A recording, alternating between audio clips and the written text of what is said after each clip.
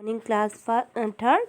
Open your science book and open page number 73. तो बच्चों page number 73 में हम good house and its clean surrounding पढ़ रहे थे। इसमें हमने ये कंप्लीट कर लिया है। आज हम इसकी एक्सरसाइज करेंगे। सो ओपन पेज नंबर आपका है 79। पेज नंबर 79 में आपके क्वेश्चन आंसर है, ये आप अपनी नोटबुक में लिखेंगे। So open your notebook.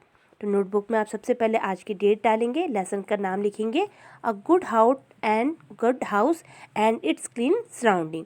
तो क्वेश्चन फर्स्ट है, why do we need a house? हमें घर की ज़रूरत क्यों पड़ती है? तो इसका आंसर आएगा बच्चा, we need house to live इन।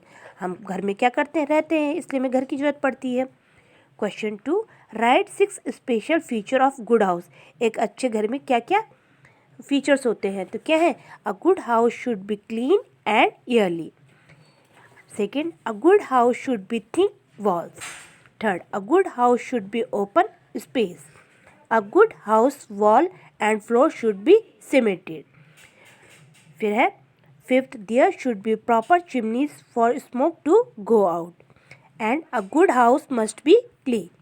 अब आगे करते हैं question 3, how can we prevent files and mosquito from entering our house?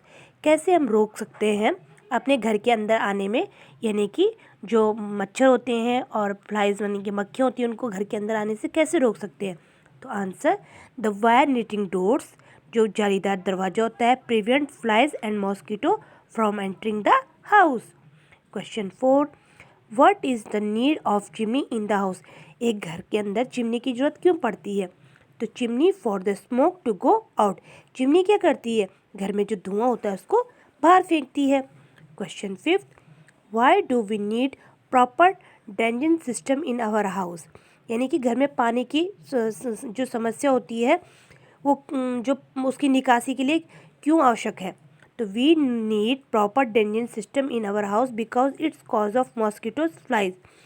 अगर ये नहीं होगा तो इससे क्या हो जाएंगे? मच्छर और मक्खियाँ होंगी। तो इसलिए क्या होता है, घर में पानी की निकासी की समस्या ना हो, इसलिए हमें क्या करना चाहिए?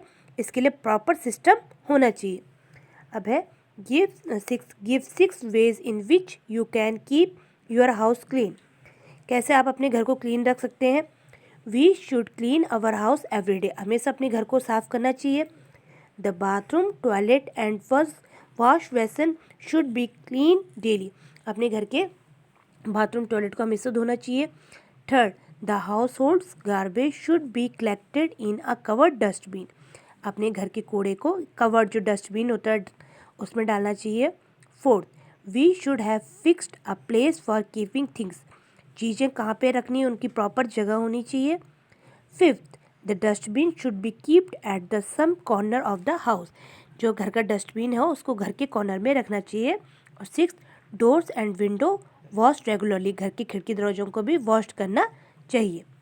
Question 7, what are the dangers of keeping household garbage and drainage uncovered? क्या होगा जब क्या होंगे जो ठहरा हुआ होगा घर में, जो कूड़ा होगा वो खुला होगा, क्या होगा? तो mosquito and flies breed in garbage and drains uncovered water and separate malaria. तो क्या होगा, इनमें क्या हो जाएगा? अगर ये खुले कूड़ा होगा या फिर ठहरा हुआ पानी होगा तो इसमें क्या होगा? इसमें मॉस्किटो होंगे और वो क्या फैलाएंगे? मलेरिया फैलाएंगे। Question 8, what is it necessary to keep surrounding clean? क्या ज़रूरी है अपने घर के साफ रखना? क्यों ज़रूरी है? It necessary to keep surrounding clean because we may fall ill. हमें घर के आसपास भी सफाई रखनी जरूरी है, क्योंकि हम क्या पढ़ सकते हैं, इससे बीमार पड़ सकते हैं अगर हम घर के आसपास सफाई नहीं रखेंगे। इसी प्रकार से अब क्वेश्चन 9 है, write 4 ways to keep the surrounding clean. 4 चीज़ें बतानी है जिससे हम अपने घर के आसपास भी चीज़ों को क्लीन रख सकते हैं। तो do not throw garbage around. घर के चारों तरफ कूड़ा ना फैलाएं। Do not allow dirty water to stand near your house.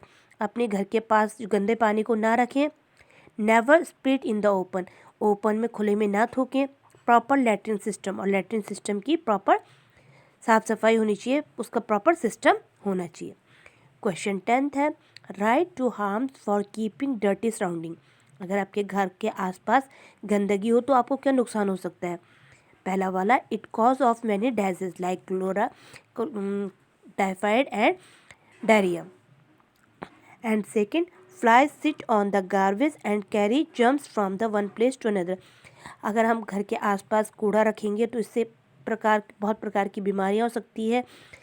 और दूसरा क्या होता है कि जो कूड़ा होता है उसमें मक्खियाँ बैठेंगी तो एक जगह से दूसरी जगह उन जर्म्स को भी ले जाएगी।